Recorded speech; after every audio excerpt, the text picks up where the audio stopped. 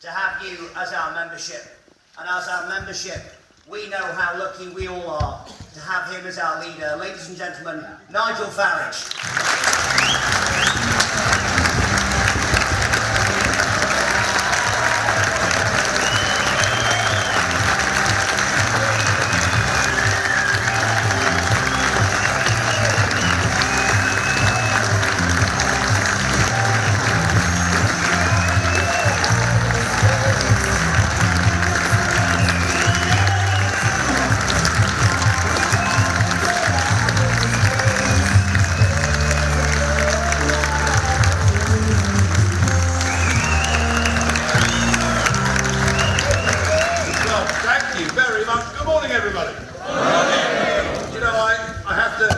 Myself some mornings when I wake up because it's been, as Paul just said, a long 23-year slog.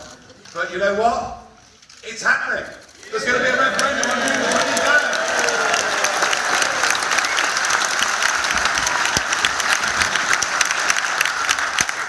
And in many ways, this referendum is our victory. We were the only people talking about this. We were the only people putting it to the electorate.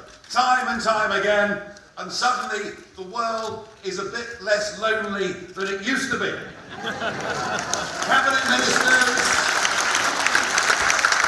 people of the Labour Party, people of trade unions, standing up and saying the same thing we've been saying. Standing up and saying, let's make June the 23rd, 2016, Independence Day. Let's do it.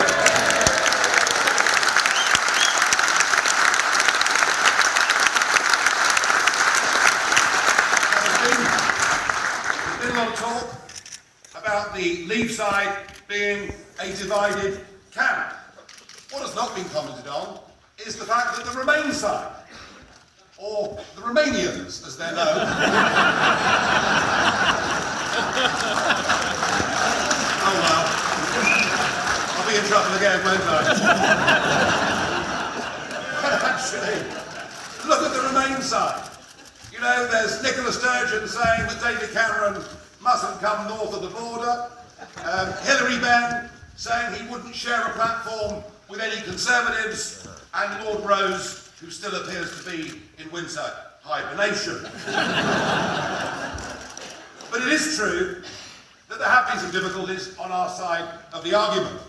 And I have been disappointed and worried that the Vote Leave organisation have just not wanted to work with anybody else or to merge with anybody else. But my real worry was this talk that's been going around of a double referendum.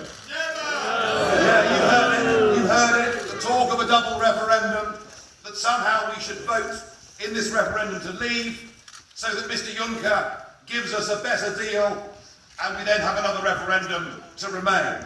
That is not what I want, and I'm certain it's not what you want. No! And it's wrong.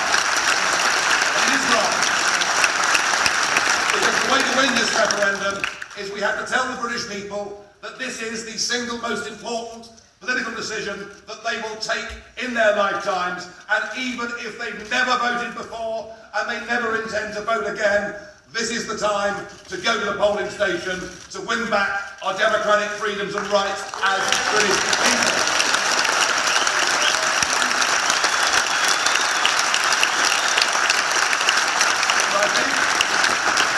I think that today is a very, very good day. A very good day, because last Sunday we saw Boris Johnson emerging from his house in North London. And I thought, this is wonderful news. Boris, one of the best known political faces in the country, joining the Leave side. This must be good news. But I was worried. I was worried because he started to talk about a double referendum. But clearly Boris has thought about this over the course of the last week. And in today's Times newspaper, he now totally disowns the concept of a double referendum, says he's in this for the proper fight. He says voting to leave means leave, and I think we should show what good-hearted people we are in UKIP and give Conservative Mayor of London Boris Johnson a big cheer for saying that.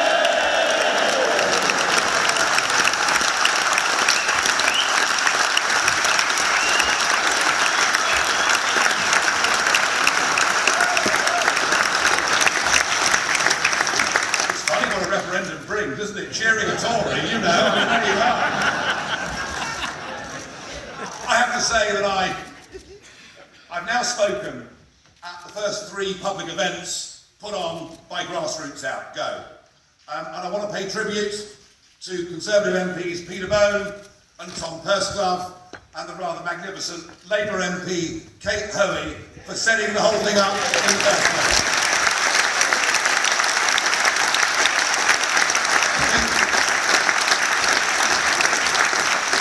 To win this referendum, we have to cast aside any previous political differences. You know, whatever's been said in campaigns, whatever's been said about us, we've got to put that behind us. And we need to understand, and perhaps elements of our media need to understand, that we cannot and we will not win this referendum purely from the centre-right of politics in this country. There are millions of old Labour voters out there who are truly patriotic. There are now rumblings within the trade union movement, with people beginning to realise that actually all these fabled rights that come to us from the European Union, really what we've seen are the displacement of British workers and the average wages for Britons being driven down by too much cheap labour coming into Britain from southern and eastern Europe.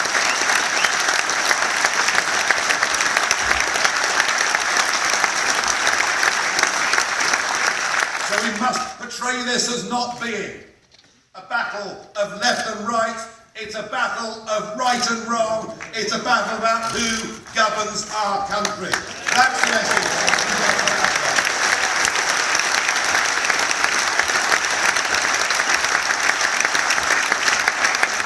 Now, of course, the whole referendum is based on Mr. Cameron's renegotiation.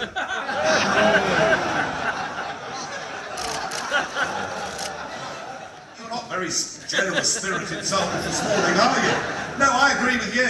I mean, given the high vaunting ambitions that we heard in that Bloomberg speech 3 years ago, what he came back with was pretty pathetic. But what is worse than that is his quite deliberate attempt to pull the wool over the eyes of the British public by telling us that what he's been granted is legally binding. What did you call the Prime Minister? Well, I find this quite extraordinary.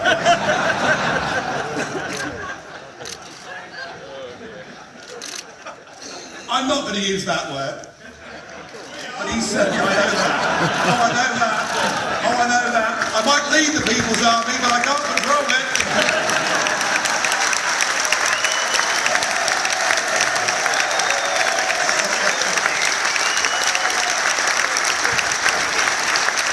Yeah. Goodness knows I've tried. But this deal is not legally binding because it can be struck down by the European Parliament, it can be ruled out of court by the European Court of Justice, and the people with whom he's made this gentleman's agreement won't even be in their positions in a few years' time. But the most laughable thing is that the Prime Minister said that with this deal, he said, I would now vote to join the European Union. Perhaps we try and run through that for a moment. So the Prime Minister gets up in the House of Commons and says, we are going to have a referendum on June the 23rd on whether Britain joins the European Union. There are one or two changes that we're going to need to make.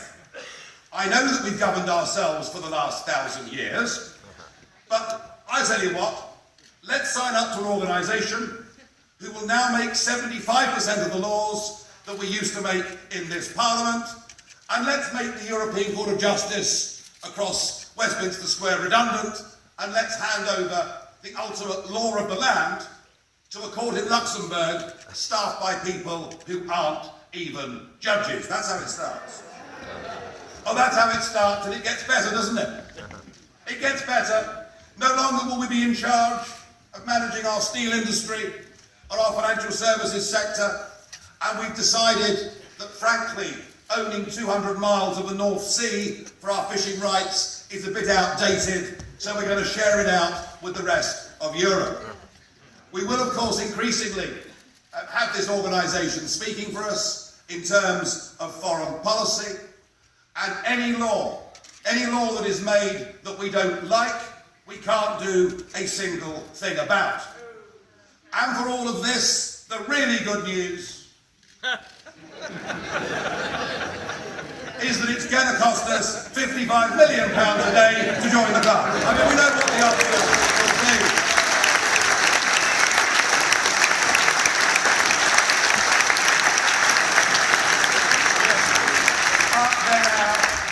They're now all lining up behind him. Big businesses, big banks like Goldman Sachs, and big politics. And this week has seen the launch of Project Fear. We've heard in Wales that without membership of the European Union, all agriculture would cease. I thought the Welsh were farming before we joined the common market, but perhaps I'm wrong.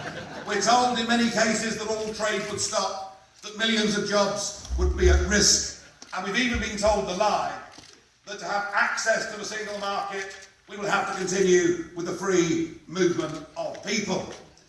I would say that these letters that keep getting sent out from Downing Street, regardless whether the individuals concerned have actually signed them or not,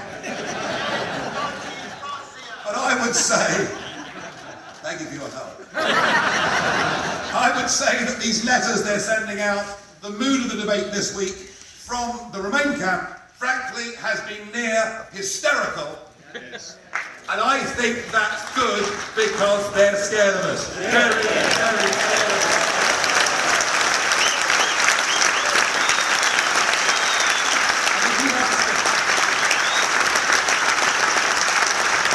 They keep asking, well, what would out look like? You know, wouldn't it be a very uncertain world, a leap in the dark? The phrases that you've heard this week and that you'll hear continually between now and June the 23rd. Well, let me tell you with total certainty that when we vote to leave this European Union, when we have put through our divorce with this political union, let me tell you with total certainty what out will look like. We will be back in control of our country, and we will be, once again, an independent nation. That is what out looks like.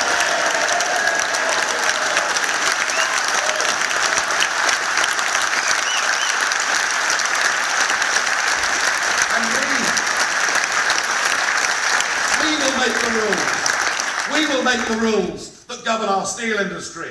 We will reclaim our territorial waters and look after our fishing industry. We will set the rules for our financial services industry.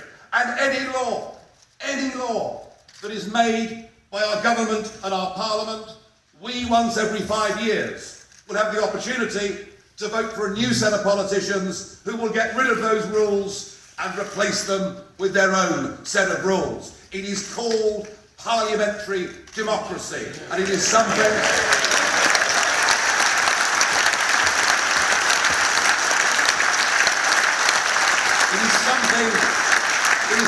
so precious, it is something so fundamental that those that went before us in the 20th century twice risked and in some cases sacrificed everything that they had to make sure that we, and indeed the rest of Europe, could live as free parliamentary democracies, and that is what out looks like. We will become a proper, functioning parliamentary democracy.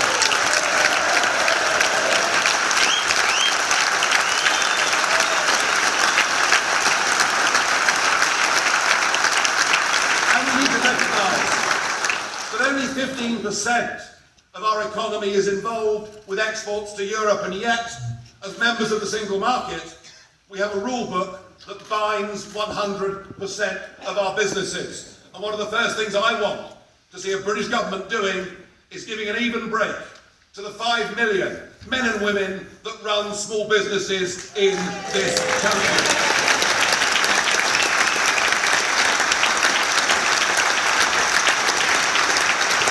And the debate this week has moved on to trade policy. Mr Cameron, in the launch of the Conservatives' In campaign, Mr Cameron, sleeves rolled up, said that the negotiations between the European Union and Canada to have a free trade deal, those negotiations have now taken 7 years. He used this as an argument for us remaining in. I would have thought there couldn't be a better or clearer argument actually for us leaving and negotiating our own trade policy.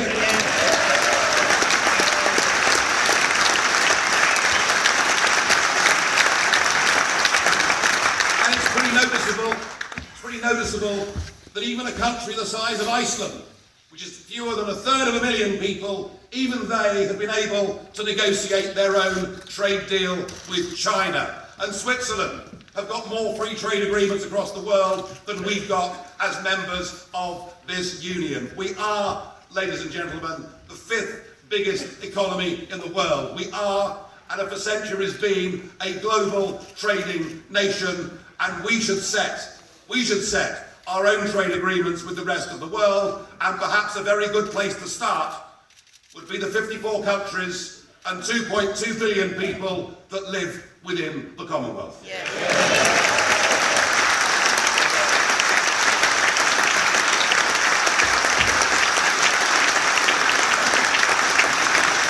And for those that say that the other European states in the European Union would not wish to have a proper fair trade deal with Britain, my response is simple. Just look out of your windows. See how many German cars there are driving on the roads. You know, see just how many Mercedes, BMW, Audis.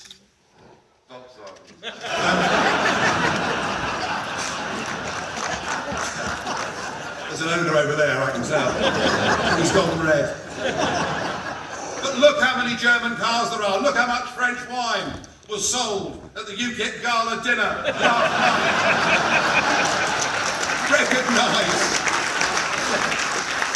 Recognise that we are now the Eurozone's most important marketplace in the world. Don't listen to college kid politicians who've never had a job in their lives telling you what would happen to trade. Believe me, I worked in international trade for 20 years before getting into politics. And the one thing I know about global trade is it is the customer who is king, and we clearly are the customer.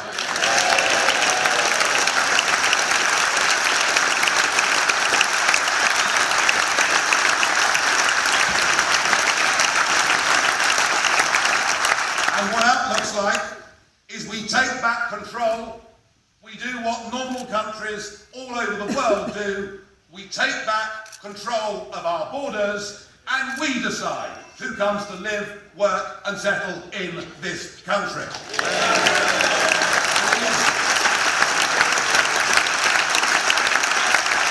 This is the #1 issue in British politics. And the government, of course, realised that, which is why repeatedly, since 2010, the Prime Minister and the Home Secretary, Theresa May, endlessly make promises to bring levels of net migration in Britain down to tens of thousands a year. You've heard it again and again and again. But the truth is, it is not possible, as a member of the European Union, to control this. It is not possible, as a member of the European Union, for our government to plan ahead for primary school places, for health provision, for housing, for any of our public services. And what we see 6 years into David Cameron being Prime Minister is immigration, net migration, still running at near record levels. And yet, if you look at the number of national insurance numbers that have been issued, you see in some cases, from some countries, it is 2 to 3 times the figure. I do not believe we're being told the truth about the numbers of people coming into this country. I believe the true figures actually would shock us. I think they would shock us. And I think we've got to recognise that actually mass migration into Britain on this scale is not good for our country. It is not good for our quality of life. It is not good for social cohesion in our societies. And our population inexorably heading towards 70 or 75 million will not make this a better, richer or happier place to be. But as EU members, there is nothing we can do about it. And please don't think that if you vote to remain, it'll carry on as it is. Just 2 weeks ago, Bosnia applied to be a member state of the European Union. And Mrs. Merkel, the real boss of Europe, at least she was, wobbling a bit now perhaps, but Mrs. Merkel and others, including our own Prime Minister, who is one of the chief cheerleaders, they have decided they want Turkey to join the European Union within the next 5 years. And I think there's little doubt, if you ally that to the desperate problems with no sign of improvement that we're seeing in the Eurozone, the migrant crisis and everything else, if we remain members of this European Union, it is a perfectly reasonable, sane thing to say that actually our migration crisis will get worse. And beyond the argument simply about numbers and what it's doing to our quality of life, there is perhaps a bigger argument beginning to emerge. Because surely one of the first duties of a British government should be to do everything within their power to protect our people from the horrors that we saw in Paris and the indignities that we saw in Cologne, and the best and safest way for us to attempt to prevent such things is to leave the European Union and to take back control of our borders and who we come.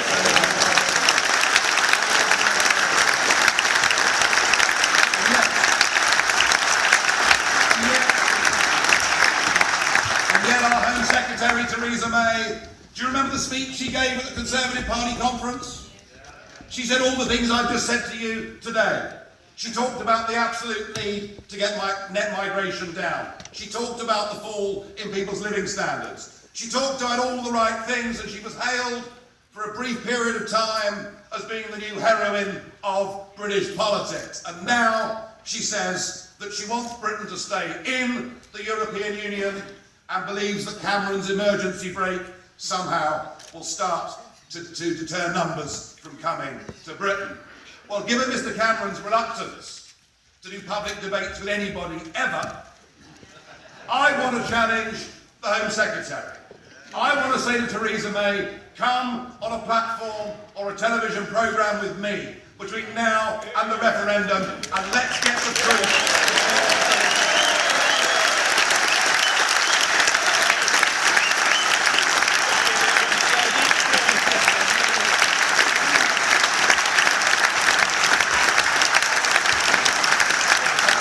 Actually quite straightforward. That is a British passport. Well, Hertfordshire. That is a British passport. You've all got one of them. But have you noticed what the first two words on it are? It says European Union.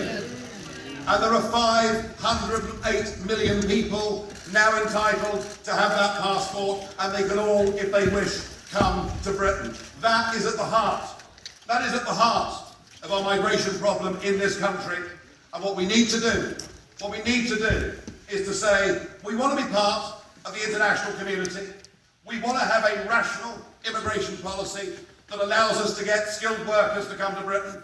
People who come who haven't got criminal records, people who come and bring their own health insurance, people who come and don't qualify for benefits. But we cannot do that if we are now joint citizens with 27 other countries. And I want to, after the referendum, make this a real British passport without the words European Union.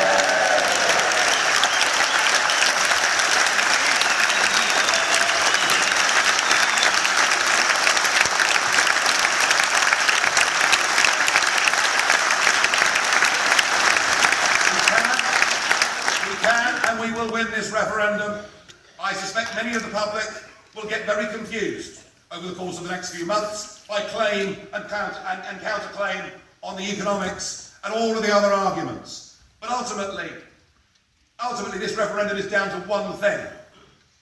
Do we believe that we are good enough?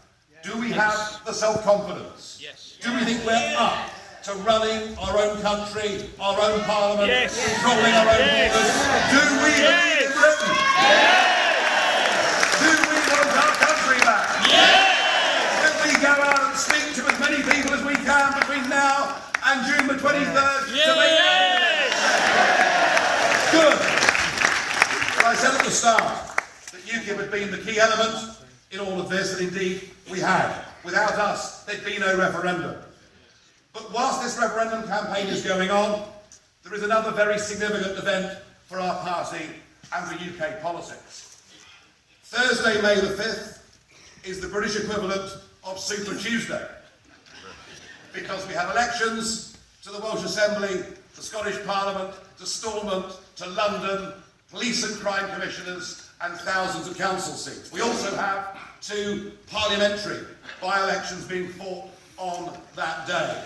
It represents for us a vast organisational task, but I'm pretty optimistic. I'm certainly optimistic here in Wales that we're going to do very well and make a breakthrough.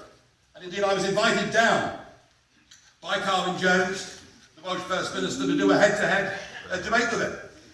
And I realised after that, by the way, Carwyn Jones, who thinks that the steel industry is having a tough time because of the strength of the pound. I know, it's been a bear market since July 2014, but there we are. But I realised, listening to Carwyn Jones, that actually they're not prepared to admit their impotence to the people of Wales. Not prepared to admit that when it comes to the mass dumping of Chinese steel on the world markets, that they're not able, they can't lift a finger, either in Cardiff or indeed the British government in London, to help those beleaguered steel workers. And I realise that Labour, under Jeremy Corbyn, are probably now even more out of touch with old Labour voters than they were in that general election last year. And I think that certainly in Wales and London and Scotland, we will once again do what we did in the general election. We will surprise the commentators by just how many votes we take from the Labour Party. I genuinely believe and think that UKIP will win seats in all 4 of those assemblies and parliaments, and in doing that, will be the only party in the United Kingdom that can do it. So that's my prediction. We'll win seats in all 4 of those chambers. And by doing that, we will also add and help our national referendum campaign, because there'll be more elected officials from UKIP able to go on local and regional media to make the pro-British, anti-EU argument. It has been, for me, a pretty extraordinary 20-year journey. I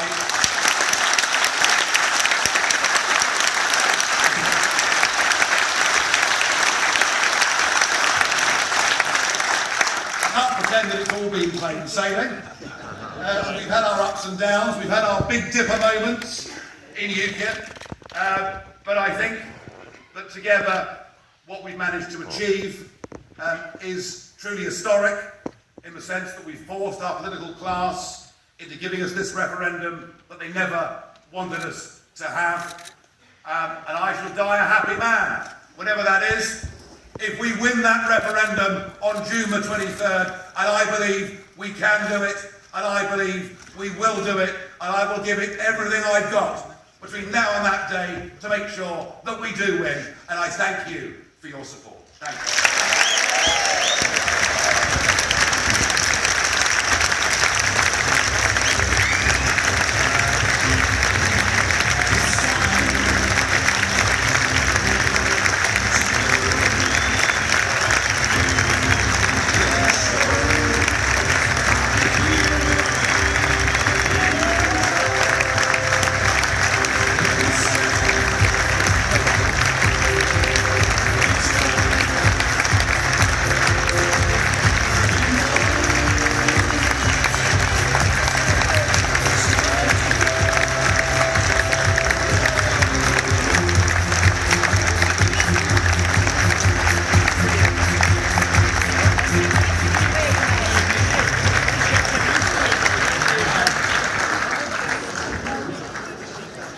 and gentlemen, do you feel inspired?